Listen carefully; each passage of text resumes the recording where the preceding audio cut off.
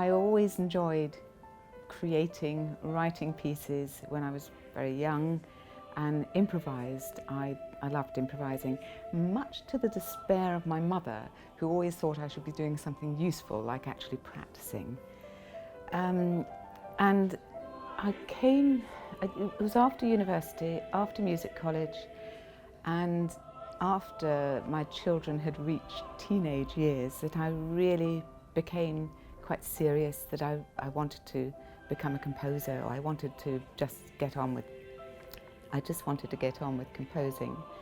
And I wonder, looking back, whether leaving it late, whether it meant that I was even more determined and just felt I just had to do it.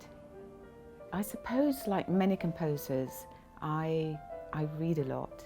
I read novels, non-fiction, poetry. I have a fascination for architecture, science, in a very layman kind of way, the history of flight. I go to the theatre a lot. I love ballet, I love the dance, and I love art as well. I'm often inspired by paintings. There are two things that I think I would, if I were not a composer, have loved to train for and be. One would be an architect. My grandfather was an architect, and I was always fascinated by his drawings. He worked for the civil service and did some very interesting pieces of work. And the other is, I would love to have been a doctor.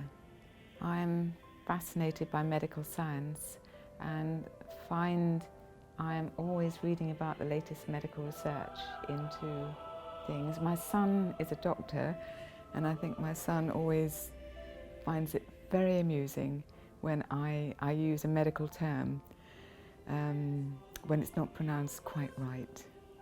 But that I would find so interesting.